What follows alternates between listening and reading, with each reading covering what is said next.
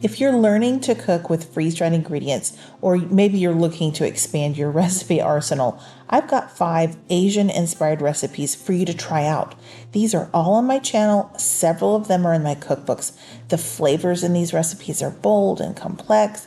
I'm using several ingredients that might be new to you, but don't let that scare you off if you don't have them in freeze-dried or shelf-stable form. Most of the time, you can just add them as fresh ingredients when you're ready to cook. Having these meals in jars prepped and ready on your pantry shelf is super convenient for busy people, and these Asian dishes will help ensure you don't get bored with the same old, same old. Hopefully, these recipes will help add a little bit of spice to your table. I can't wait for you to try them, and I hope you love them. Hi there, everyone. My name is Kareth. Thanks so much for joining me today. I've spent the last several years developing recipes that use freeze-dried ingredients. For those of you who have this type of food on your shelves and want to know how to cook tasty meals with it, this is the channel for you. Sometimes the recipes are 100% shelf-stable, and other times they combine freeze-dried with fresh ingredients. All the time they're delicious. I experiment in the kitchen so you don't have to waste your time or resources. My recipes are tried and true. Welcome to the Freeze-Dried Foodie. This kind of video is really fun for me to do, y'all, because I want to showcase my recipes that I have on my channel. You have not seen them all. There's just no way. I have more than 250 recipes at this point. So this is just a fun way for me to share some older recipes that you might have missed. They're worth sharing because they're really yummy. Okay, so this first recipe is for a Thai-inspired chicken noodle soup. And in my voiceover, I'll try to kind of walk you through the ingredients I use, but don't worry if you don't have them in shelf-stable form because I'll try and give you alternative ways to get those same flavors into your dish without necessarily having all of them in shelf-stable form. What I'll try and do is put all of the recipes down in the description box below.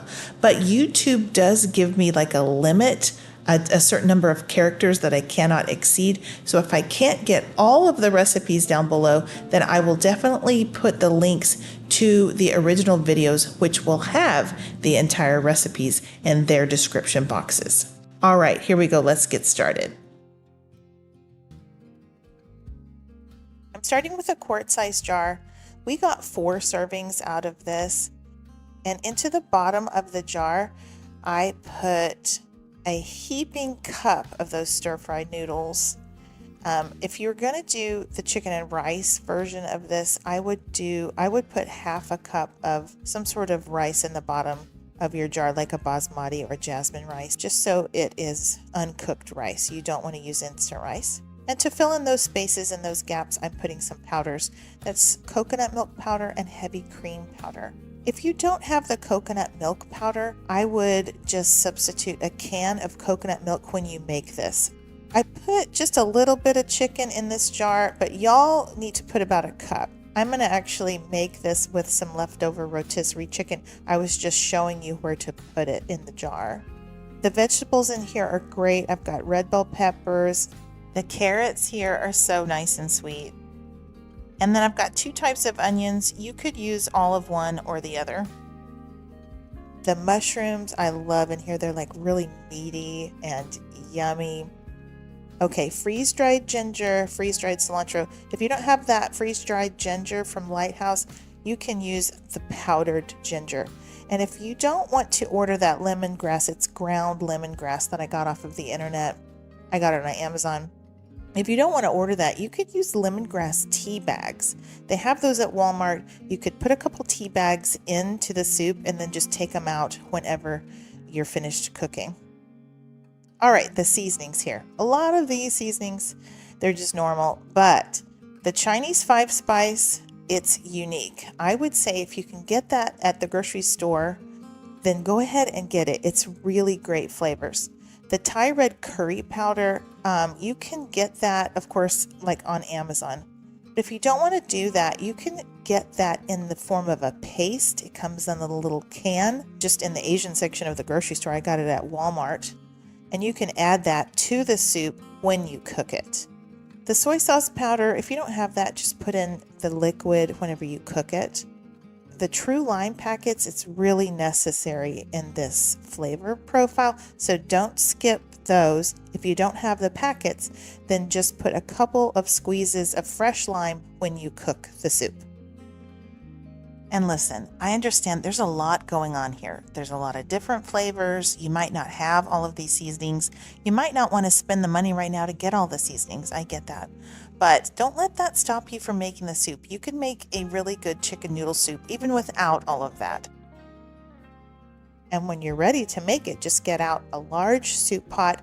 Make sure you take out those packets first, but empty the contents of the jar into the pot, and then you're going to add your liquid. If you use the coconut milk powder and you put it in the jar, just add 6 cups of water. But if you don't have that and you're going to substitute coconut milk, do about 4 cups of water, 4 or 4.5, and a can of coconut milk into the soup. Give it a really good stir, and then you'll want to bring this to a boil. I think I put it on medium-high heat or so. And then when it came to a boil, I reduced the temperature, and maybe I ended up at about a 4 out of 10 on my stove. And then I wanted to simmer that for about 20 minutes. If you do the rice version of this, after you reach a boil, turn it all the way down to low, cover it, don't peek, and let it simmer for 20 minutes. That will cook your rice. But if you're going to do the noodle version, stir it occasionally. You don't want them to stick on the bottom of your pot. And then after about 20 minutes, give it a taste test and make sure that the seasonings are good. I added a sprinkling of salt, some red pepper flakes, and then I added a little dash of heavy whipping cream. I just wanted a little more creaminess. Then I added 2 true lime packets. I think you need 2 or 3, something like that. You can always add more. There goes that rotisserie chicken that I needed to use up. I had that in my freezer and it was starting to get freezer burn. So anyway, I just wanted to go ahead and use it in this soup. You can do that with like any of my recipes. If you don't want to use the freeze-dried chicken, you can pretty much all the time add rotisserie chicken to the dish at the end of cooking time and heat it through. It usually works just fine. All right, so now it's ready to serve. I like to add fresh cilantro to this. Anytime you can add fresh herbs or something fresh to the soup, I think it just elevates everything. Yeah, if you have fresh cilantro, now's a good time to add it. You could also add some fresh scallions. I think the red bell peppers in here are so good. I love mushrooms and I think they're great in here. But y'all, the star of the show by far is the broth. The broth is just amazing. I don't even know how to describe it. If you've never had Thai flavored anything, if you've never tried a Thai inspired soup, I just think you're missing out. I didn't have that growing up. I only had that after I was an adult, and oh, I just love it. I'll tell you what though, eating this soup made my nose run. I had to get my tissues out. It really did open my sinuses because it's nice and spicy. But y'all, it's so good. I really hope you give it a try. All right, for our second recipe, it is beef with broccoli. This is a traditional flavor for beef with broccoli. It's very savory, super yummy. And if you'll notice, I usually am using Thrivalist ingredients. And if you haven't been with me for a long time, you might not know. That is because I used to sell Thrivalist foods. I was a consultant with them for years. So most of the brands that I use on my channel are going to be the Thrivalist brands. But don't worry if you don't have that. You can use other brands. You can use your own home freeze-dried ingredients. It doesn't matter. But that is the reason why most of my food is that brand. I'm starting with a quart-sized jar. This recipe is going to yield about 3 good-sized servings of this beef with broccoli. And if you want to serve it over rice or cauli rice, you would have to make that separately. I'm adding 1.5 cups of our beef dices. Those beef dices are perfect for this beef with broccoli recipe. And to that, I'm going to add 1/4 cup of our Espanol sauce. That's like a rich beef gravy. Give it a shake, and get those powders to settle down into the spaces. If you're watching your carbs, you might cut back on that amount a little bit. And of course, we're going to need broccoli. I've got 1.25 cups of broccoli. You can put pretty much as will fit in that jar. I'm using 1/2 cup of red bell peppers. I did snap those in half. And then 1/4 cup of our onion slices. Also, there's 3 tablespoons of the carrots, 2 tablespoons of the pourable brown sugar. That gives a nice sweetness to the dish. And if you're watching your carbs, just use a sugar substitute like a Sucrine Gold or a Swerve brown sugar. And then we're going to add some soy sauce powder, as well as some powdered mushrooms, which is like the umami powder. I forgot to put those in the jar, but I did add them later on. You'll need some garlic, some ginger, and some green onions. Now, if you don't have freeze-dried, just use the ground ginger. And if you don't have the green onions, then you can either use the Lighthouse chives, or you could just leave those out. All right, this is going to help our sauce be even more amazing. You're adding beef bouillon, salt and pepper, some onion powder, and some red pepper flakes. If you're salt sensitive, you can cut back on the amount of salt there and just add it to taste when you cook it. All right, so this is the jar, and isn't it beautiful? I just love that band of green in the middle. And that's the jar that you could keep stored on your pantry shelf. This is the jar that you can gift to your friend or make for your grandson who's headed off to college. This is a great gift because it's so simple to prepare. Whenever you're ready to make it, just get out a large soup pot or a Dutch oven and empty the contents of the jar into the pot. And then you're just going to add water. This is a just add water recipe, so super simple. That's 3.5 cups of tap water. Give this a stir, and you're just wanting to incorporate everything with the water there. I love how our Thrive Life broccoli gets bright green whenever you add water to it. I just love the colors here.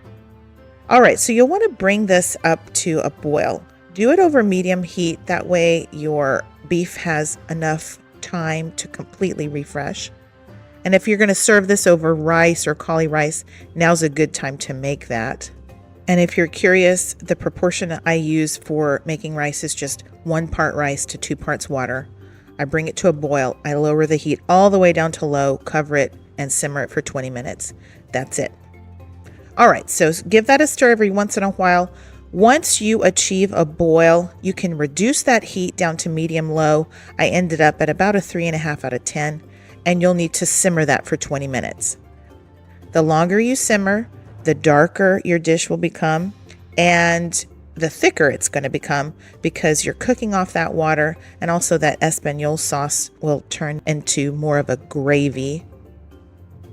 When you get to about this point, this is after about probably 17-18 minutes on my cooktop, give it a taste and you can adjust. You'll want to taste the beef and make sure it's completely tender all the way through. If it's not, add some more water, cook it for longer. You'll also need to just test those carrots and make sure they're good. Mine was completely done and my seasonings were spot on. I turned off the stove and put the lid on there, and I was just waiting for the rice to get finished at that point. This is the consistency you're looking for in your beef with broccoli. So you see there's a sauce there, right? But it's not soupy. You don't want a lot of liquid. You want it to look like something you've seen before at the takeout place. All right, now it's time to dish this up. Like I said, we got 3 good-sized servings out of this. It depends on how hungry you are, I guess, as to how many servings. I always hesitate to say how many servings it's going to give. I'm sure there's going to be a guy out there that says, what are you talking about 3 servings? That's 1 serving. But for us, it was 3. And I added some rice here, some scallions. You could, of course, use cauli rice. Optionally, you can add a drizzle of some sesame oil. I think that's a really nice finish. Not too much because it's very potent, but that is a really good addition. So here's our beef with broccoli. Isn't that gorgeous? I just love the colors here. When you taste it, I think you'll just fall in love. The beef is just nice and filling. Of course, that Espanol sauce, the beef bouillon, it all just amps up the beefiness of this dish. And then the broccoli, our broccoli is so sweet and so tender and wonderful. And then the rest of the vegetables here, they just all play really nicely together. And I just enjoy this with either regular white steamed rice or cauli rice. It's good with both. And let me just tell you what, I think you're going to love this dish. It's fantastic. I hope you give it a try. This next recipe is for Asian garlic noodles. And y'all, this one is packed with flavor. Again, there's a lot of ingredients, but oh my word, the flavor is incredible. It's savory, it's sweet, it's spicy, it's creamy, it's crunchy. It's like all the things. So, so good. All right. In order to make this one, you are going to need to have my chili crisp or some sort of chili crisp on hand. That is one of the necessary ingredients for that. I will link to my recipe for chili crisp down below. So you just kind of need to know, in order to make this, you'll need to have that on hand. Also keep in mind that this recipe, one of the ingredients is peanut butter powder, and it is made from peanuts. And I also call for peanuts as an accoutrement on the top of this. So just be aware of that for obvious reasons. I'm going to start with a quart-sized jar because I need about 4 servings. You could cut this in half and put it in a pint-sized jar, but you would probably need to break those noodles into thirds. All right, I've got about 8 ounces of noodles in there, and all I did was break them in half.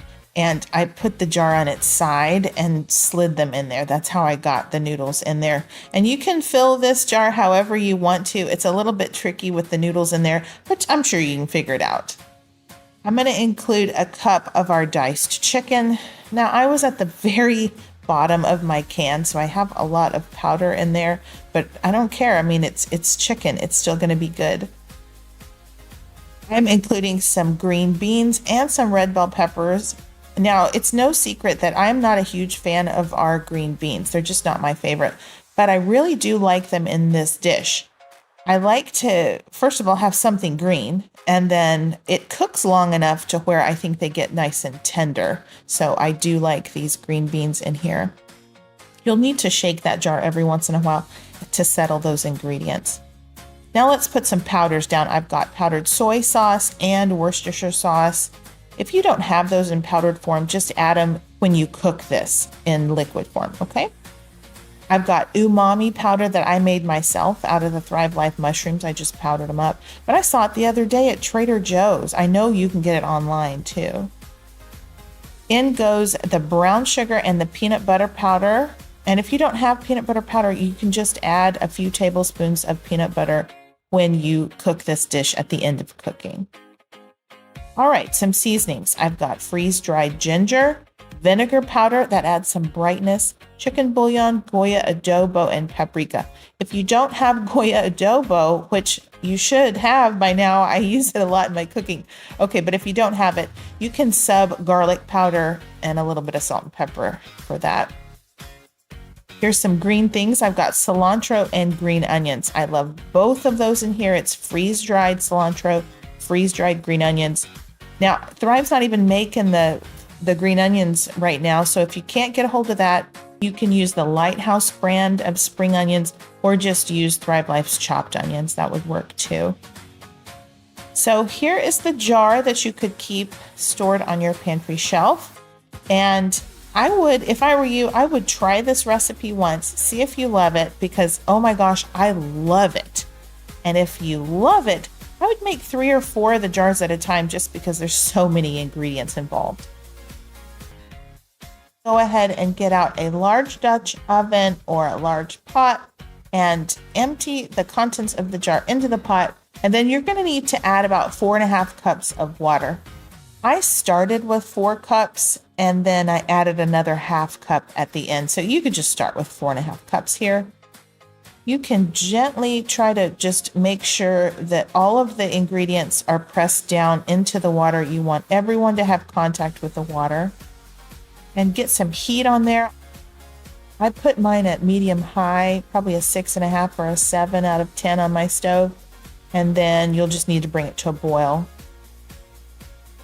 Once you've reached a boil, give it a good stir. You want to make sure that the pasta isn't sticking. And then you'll want to lower your heat, probably to medium low or so, and cover it. You'll need to simmer that for about 12 to 15 minutes. Come along every few minutes, maybe every 5 minutes or so, and just give it a stir. Make sure your pasta is not sticking. Now, after about 12 minutes of simmering, I went ahead and tested the noodles because you're wanting something that is kind of al dente here. You don't want the pasta to be too mushy. So after about 12 minutes, I tested the noodles, and for me, it was just too al dente at that point. So I added half a cup more water. That's what I was talking about earlier. And then I just cranked up my heat back up to a medium high, let it boil for about 3 minutes, and then it was ready. I wanted some of that water to cook off. I didn't need that much sauce, so I went ahead and left the lid off at that point. All right, I did add the sesame oil that you might see in the background here. I don't know why I actually turned off my camera. But anyway, I did add that, and then you definitely need that chili crisp oil. Now, I will include the recipe for that down below in the description box, but it's a very necessary part of this Asian garlic noodle recipe because that has the crispy garlic in it. So if you haven't made my chili crisp oil, I'm going to encourage you to make that first and then make this dish because it really is a vital part of this recipe. If you're not going to make it, then you need to add probably a tablespoon or two of our freeze-dried garlic to the recipe before you cook this. But I really think you should make the chili crisp oil because the crunchy garlic texture and flavor is really integral to this dish. So you can go ahead and serve this up. Now, the accoutrements or the toppings are really important in this dish. So you'll want to top it with some chopped peanuts, some scallions, and cilantro if you have fresh cilantro. And again, you're going to want to drizzle the top with more chili crisp oil. And that right there, ladies and gentlemen, is perfection. First of all, isn't it gorgeous? I mean, just look at all those colors. And then secondly, the flavors just pop. The flavors are bold and deep. There's some sweetness. There's definitely savory. There's crunch. There's creaminess from the pasta. And oh my word, it's just such a delicious dish. Now, I'm rubbish at using chopsticks. So I just have a fork here, and I'm evidently not very good at using a fork either. I don't know what happens. I turn on a camera and I can't seem to use utensils. But anyway, it eats good. Like my daddy used to say, it eats good. Yeah, it's so delicious. This next recipe is for some Korean beef bulgogi. And if it's not something that sounds familiar to you, you have to just trust me that this is really tasty. It's not overly spicy, actually. You can make it overly spicy with the amount of chili flakes and things you put into it. But naturally, it does have some spice to it, but not overly spicy. It does have some specialty ingredients, quote unquote specialty ingredients, but the good news is I got them at Walmart, and the ones I couldn't find at Walmart, I ordered from Amazon. They were relatively cheap. I have a lot of them left over, and since making this recipe, I have used those ingredients in multiple other recipes, just cooking with fresh ingredients in my kitchen. So I'm really glad I have had these on my pantry shelf. I'm making just enough for 2 today, and you can always double it and make enough for 4 and put it in a quart-sized jar. The first kind of interesting thing I'm going to start with is some Fuji apples. And you might be thinking, okay, that's kind of weird. That's a weird ingredient for barbecue, but A traditional bulgogi recipe will have Asian pear in it, and it's used not only for flavor, but also for a tenderizer.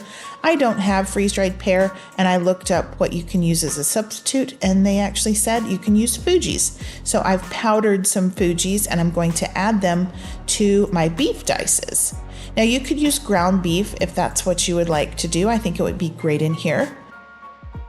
This is a pint-sized jar, and I probably put 1.5 cups of the beef dices in there. And along with that, I've got some freeze-dried garlic. This here is freeze-dried ginger. Now, if you don't have freeze-dried ginger, you could always just get some ginger and peel it and grate it and add it fresh whenever you make the dish. You'll need to pat your jar down a couple of times to get the powders to settle down between the gaps and the spaces so you'll have enough room in the jar. Now, in order to add some sweetness, I am adding both some brown sugar and some honey crystals. I like the flavor of both. They taste different to me, and I like the flavor of both of those things, so I'm putting both of them in there. But you could definitely use all of one or the other. You will need just a tad bit of salt, but not too much because the soy sauce is pretty salty. Now I've got soy sauce powder, so I'm going to go ahead and add that to my jar. And this is a great ingredient to have if you like to, make some Asian style dishes. Soy sauce powder is great. But if you don't have that and you don't want to order it, then you can always just add some regular soy sauce from your refrigerator to the dish whenever you cook it. Now here are the chili flakes that you're going to need to add to your jar. And for some reason I turned off my camera and I didn't actually record me putting them in the jar. That or the chopped onions, I'm sorry about that, but they did make it into the jar, and you can adjust the amounts of the chili flakes that you put in there depending on your heat level that you're trying to get to. But actually those chili flakes are not too overpoweringly spicy. They just have great flavor. So here's the jar that you could keep stored on your pantry shelf, and it'll be ready and waiting for you whenever you want to make this meal. All right, when you're ready to eat some beef bulgogi, you'll just need to get out that jar, open it up, and add some really, really hot water. And what I did was I heated up my kettle. So that was kind of near boiling water that I'm pouring in here. And I was trying to do it really, really slowly so that I didn't accidentally spill like I did last time and make a big old mess. But it ended up being like a really slow process because my jar was super full. So if you'd rather, you could just put this whole thing in a different container, a different bowl, and add the hot water to that. But I fit in probably a little more than a cup of hot water, and I just let it sit there for about 15 minutes.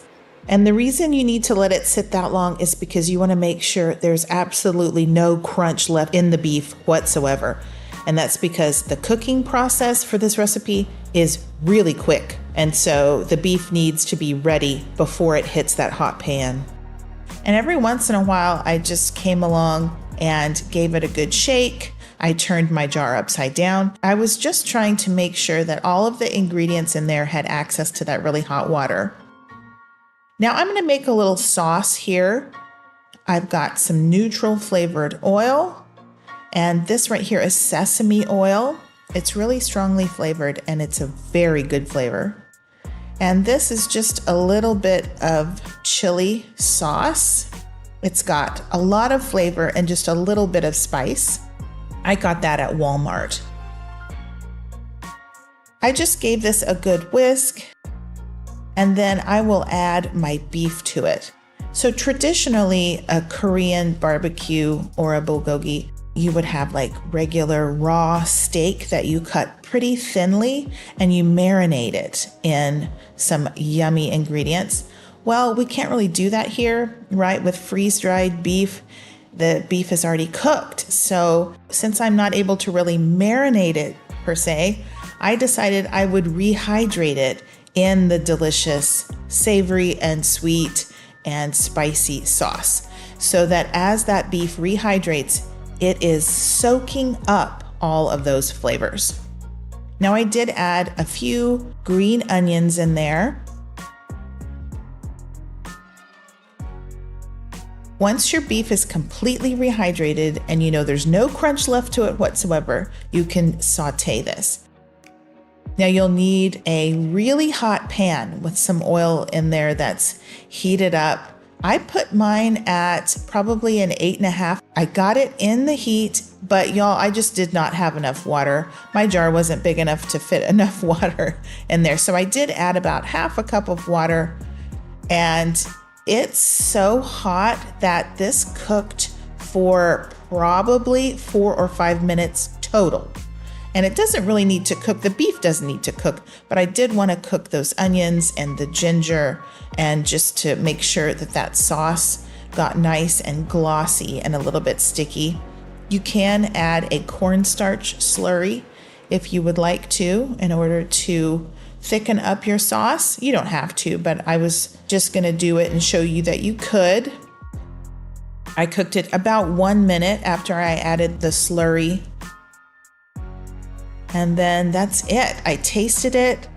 You can adjust for seasonings. I didn't add anything. I thought it was fantastic. So I just had made some rice.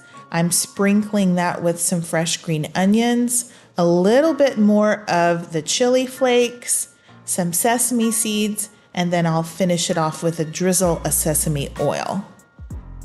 And that is the way you serve this up, y'all. It is fantastic. My kitchen smells amazing. Yeah, just wonderful aromas. And I think she's gorgeous. Don't you think that's just so pretty? The beef is nice and coated in that sauce. And when you flash fry it, it gets a little bit sticky and it's glossy. So I really like using this sauce because it's got a lot of flavor. I think freeze-dried beef needs a little bit of help for it to taste great, okay? Eating from your freeze-dried food stores should not be boring or bland or repetitive. I say that all the time. And I think you can achieve really yummy foods if you're just a little bit adventurous and you're able to think outside the box, kind of. This recipe here is just exactly that. For our last recipe, I've got honey garlic chicken. Now, this is a very tasty recipe, not too many ingredients. It's just really, really yummy. Now, most of the recipes I show you on my channel, they originate from my mom's old recipe box. What I did was I have converted her old recipes from when I was growing up to use with freeze-dried and shelf-stable ingredients so I could use them as meals in jars.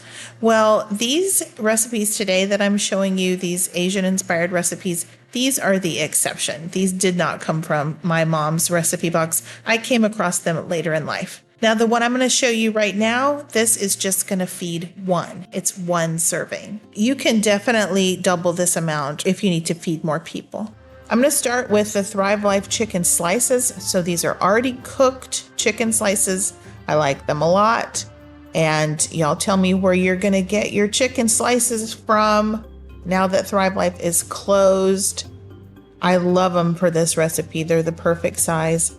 You can include whatever vegetables you want in this. I think the red bell pepper slices and the onion slices are perfect for it. You could also add some broccoli in here, some green beans, asparagus, mushrooms, whatever you want. You just need to adjust your amounts so that it all fits in the jar.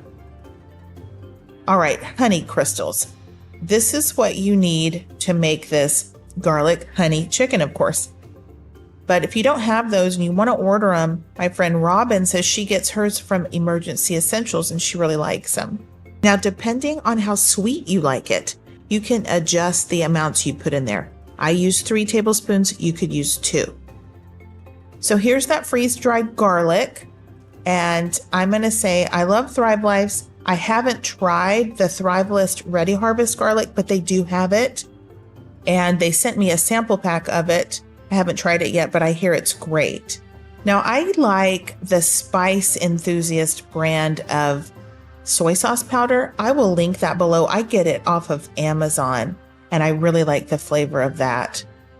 I'm including some chicken bouillon powder just for some extra flavor. And then I like my Goya Adobo all-purpose seasoning, and I'm going to put like half a teaspoon or so in there.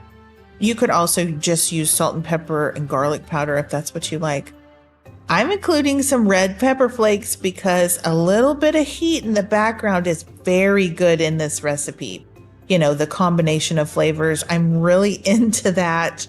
I think spicy along with sweet and savory, it's a great combination. All right, here is our jar. And this is what we could keep stored on the pantry shelf so it's ready and waiting for you whenever you need it.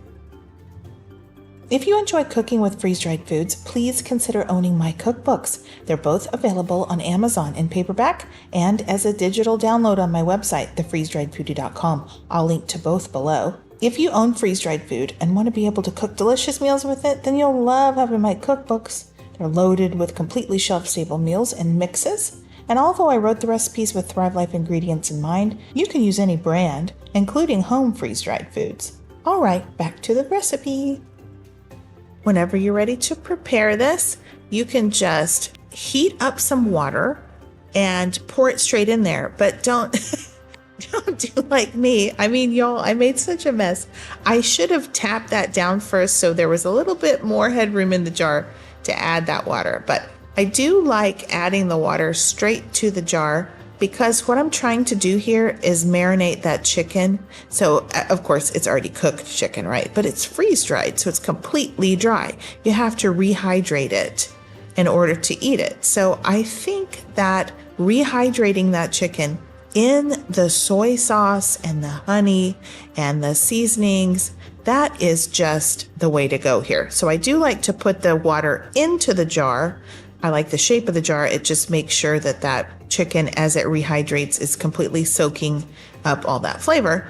And then I just let it sit there for like 10 minutes. And during that amount of time, I got my rice going. I went ahead and cooked some rice to serve this over.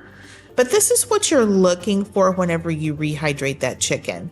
You want to make sure that it's completely nice and juicy.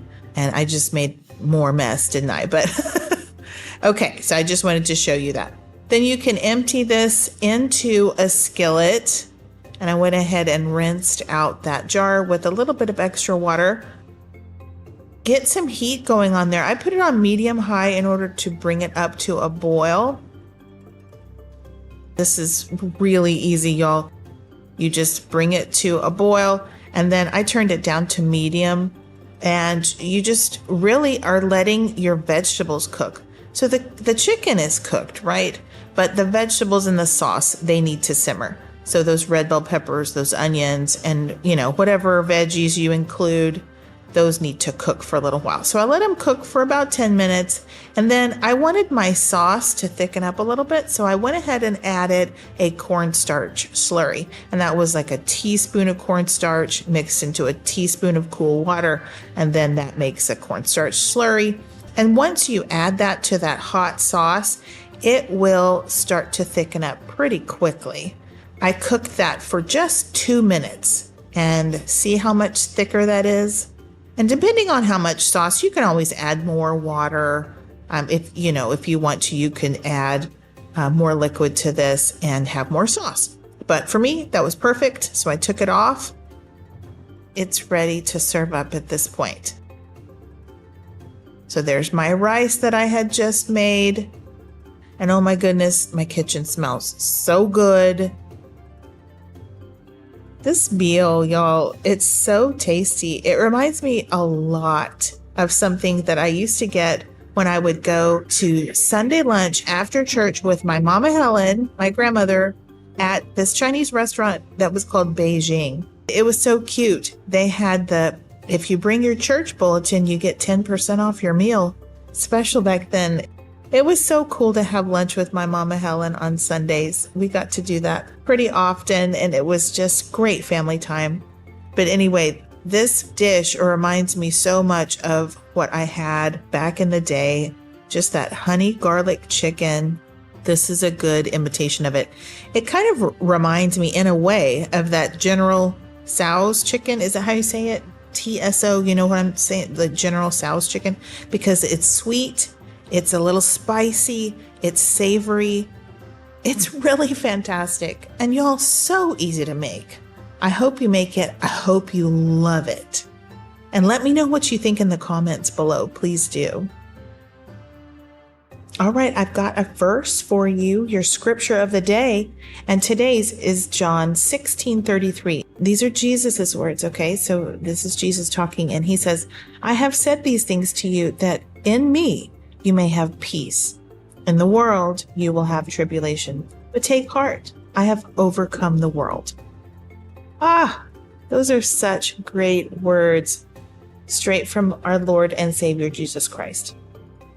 Okay, guys, I hope you have a fantastic day, a blessed week. Enjoy this recipe, and until next time, y'all take care and keep thriving.